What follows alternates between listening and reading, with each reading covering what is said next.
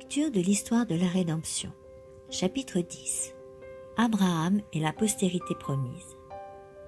Ce chapitre est basé sur Genèse 12, 1 à 5, 13, 15, 16, 17, 21, 22, 1 à 19. Le Seigneur choisit Abraham pour qu'il accomplisse sa volonté. Il lui ordonna de quitter le pays idolâtre qu'il habitait et de se séparer de sa famille. Il s'était révélé à Abraham dans sa jeunesse et l'avait instruit de manière à le préserver de l'idolâtrie. Le Très-Haut désirait faire de lui un modèle de foi et de piété pour son peuple qui devait vivre ici-bas. Cet homme était intègre, généreux et hospitalier. Comme un prince puissant au milieu de ses sujets, il inspirait le respect. Sa révérence et son amour envers Dieu, ainsi que sa fidèle obéissance à sa volonté, lui attiraient l'estime de ses serviteurs et de ses voisins. L'exemple de piété et de droiture et les instructions qu'il donnait à ses gens de maison et à toute sa famille les incitaient à craindre le Dieu d'Abraham, à l'aimer et à le respecter. Le Seigneur apparut à Abraham et lui promit que sa postérité serait aussi nombreuse que les étoiles du ciel. Il lui fit aussi savoir, au moyen d'une profonde et terrible obscurité dans laquelle il fut plongé, quel long et pénible esclavage ses descendants souffriraient en Égypte. Aux origines, Dieu donna à Adam une seule femme, lui montrant ainsi quel était son plan. Il n'entrait nullement dans ses desseins que l'homme ait plusieurs femmes. Lémec fut le premier à s'écarter de cette disposition divine empreinte de sagesse. Cet homme eut 2 femmes, ce qui fut une cause de discorde dans sa famille.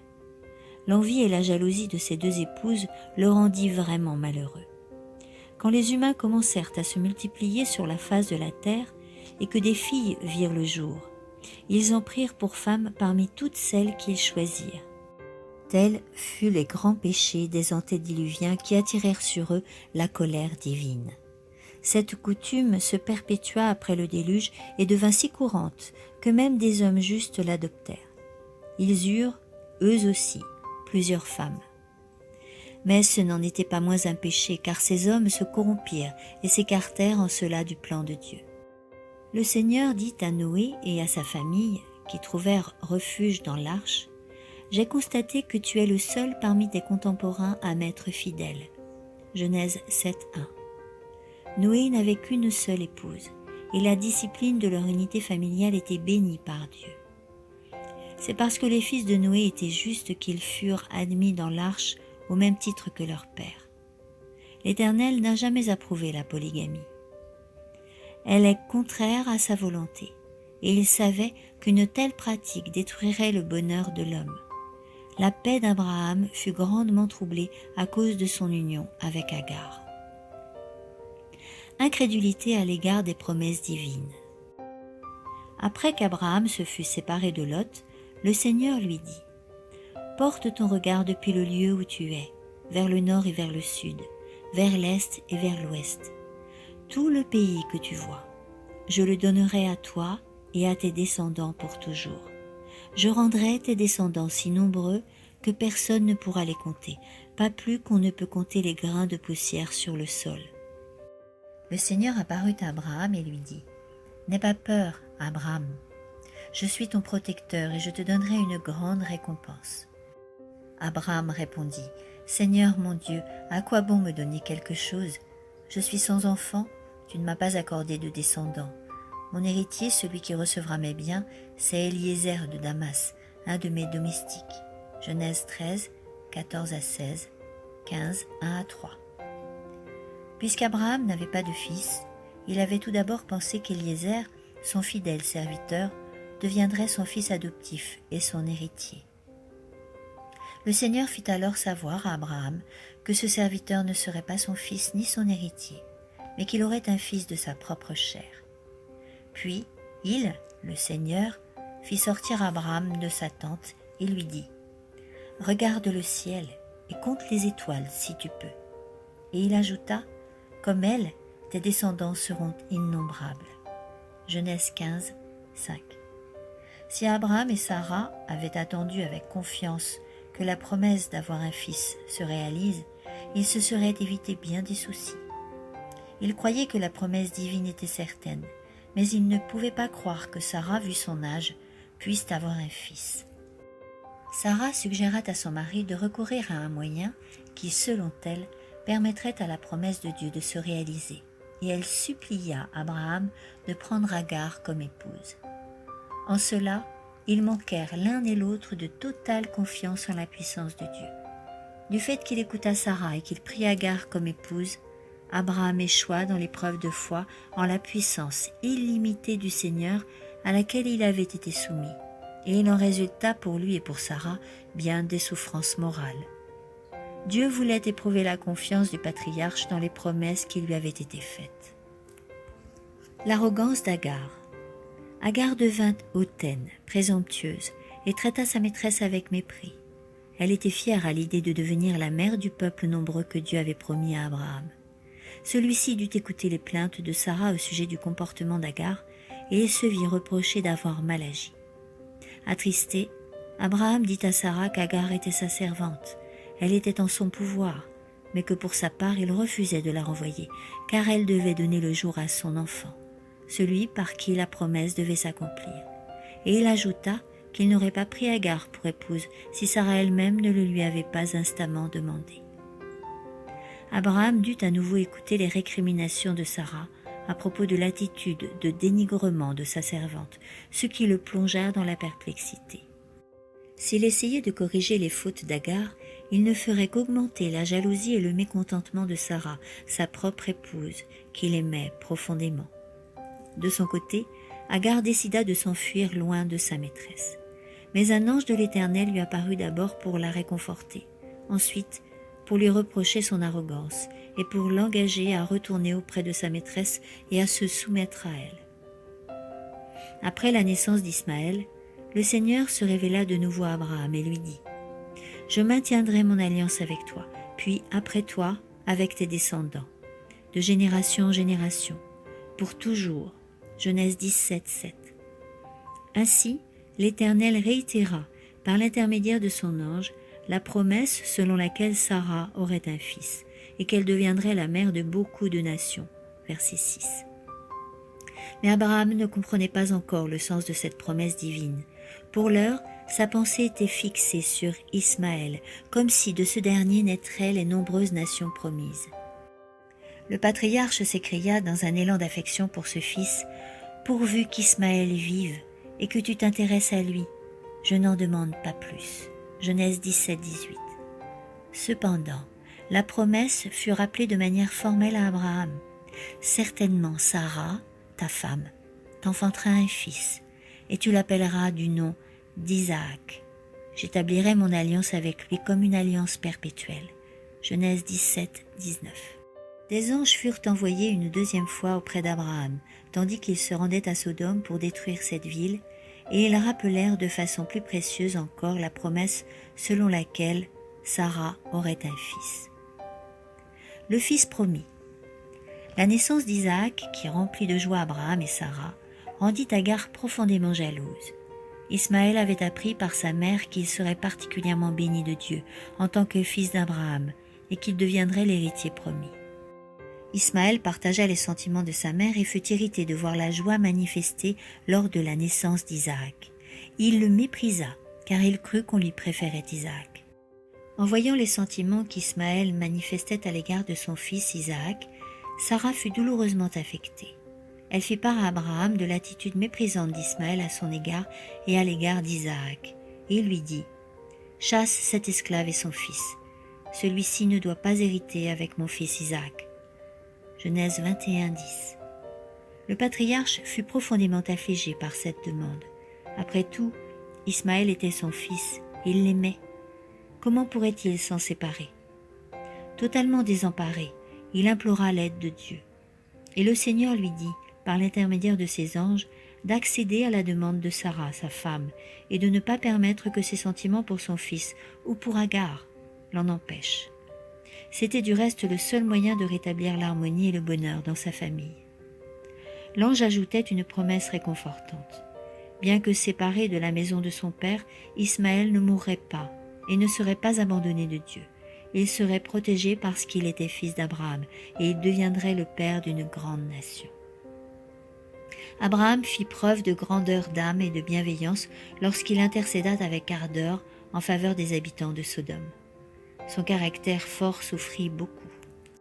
Il fut accablé de tristesse, et ses sentiments de père furent profondément affectés lorsqu'il dut renvoyer Agar et son fils Ismaël, désormais condamnés à errer comme des étrangers en terre inconnue. Si Dieu avait approuvé la polygamie, il n'aurait pas dit à Abraham de renvoyer Agar et son fils. Le Seigneur nous enseigne par là une leçon, à savoir que les droits et le bonheur conjugaux doivent toujours être respectés et sauvegardés, fût-ce au prix d'un grand sacrifice.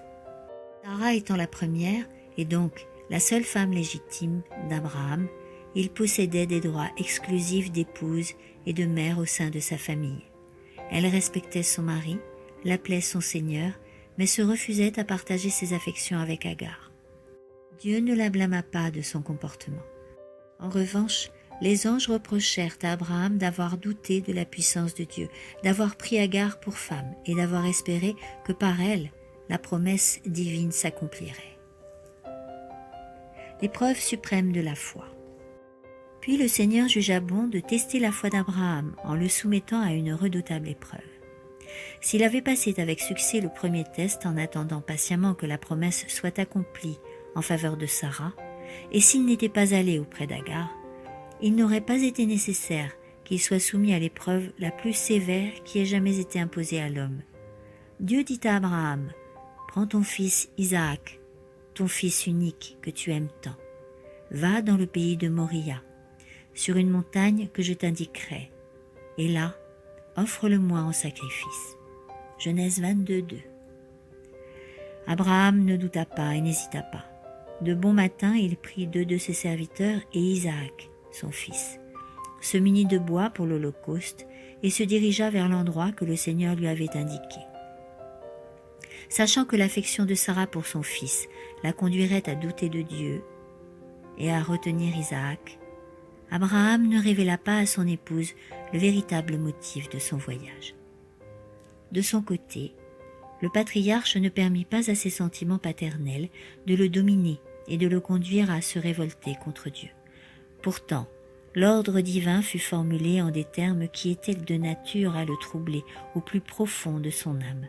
« Prends ton fils. » Puis, comme pour sensibiliser son cœur un peu plus, le Seigneur ajouta « Ton fils unique que tu aimes tant, Isaac. » Autrement dit, le seul fils de la promesse, et offre-le-moi en sacrifice. 3 jours durant, ce père marcha avec son fils. Il eut donc suffisamment de temps pour réfléchir et pour douter finalement de Dieu s'il y avait été enclin. Mais la foi du patriarche ne faiblit pas. Il ne lui vint pas à l'esprit que la promesse pourrait être accomplie par Ismaël, car l'Éternel lui avait dit clairement qu'elle le serait par Isaac. Abraham croyait qu'Isaac était le fils de la promesse. Par ailleurs, il savait que Dieu avait été très explicite lorsqu'il lui avait dit de l'offrir en holocauste. Il ne douta pas de la promesse divine, mais il crut que le Seigneur, qui dans sa providence avait donné un fils à Sarah dans sa vieillesse, et qui lui demandait maintenant de sacrifier la vie de ce fils, pouvait redonner la vie à Isaac et le ramener d'entre les morts. Abraham laissa les serviteurs au bord du chemin, car il se proposait de s'éloigner à quelque distance pour adorer avec son fils. Il ne voulait pas que ses serviteurs les accompagnent de peur que, par affection pour Isaac, ils ne s'opposent à ce que l'Éternel avait ordonné de faire. Il prit donc le bois de leurs mains et le chargea sur les épaules de son fils. Il prit aussi le feu et le couteau.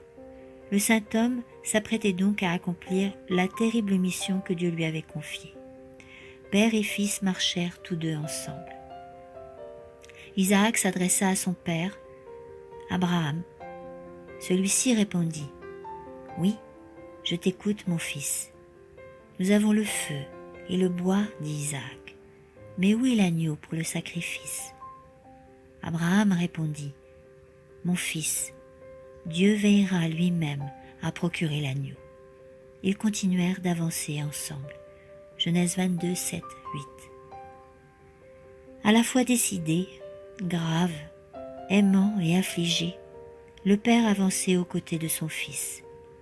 Lorsqu'ils arrivèrent à l'endroit que Dieu avait indiqué, Abraham construisit un autel et y déposa le bois pour le sacrifice. Alors il fit part à Isaac de l'ordre que l'Éternel lui avait donné, l'offrir en holocauste. Il lui rappela la promesse que le Seigneur lui avait faite à plusieurs reprises, à savoir qu'Isaac deviendrait une grande nation, et que si le patriarche obéissait à l'ordre divin de sacrifier son fils, le Très-Haut accomplirait sa promesse, car il avait le pouvoir de le ressusciter des morts. Message de l'ange. Isaac crut en Dieu. Dès son enfance, il avait appris à obéir aveuglément à son père. De plus, il aimait et révérait le Dieu de son père. En la circonstance, il aurait pu, s'il l'avait voulu, s'opposer à la volonté d'Abraham. Mais après l'avoir embrassé affectueusement, le jeune homme accepta d'être attaché sur le bois. Il, Abraham, saisit alors le couteau pour égorger son fils. Mais l'ange du Seigneur l'appela du ciel. « Abraham, Abraham !»« Oui, répondit Abraham, je t'écoute. » Le Seigneur reprit. « Épargne l'enfant, ne lui fais aucun mal.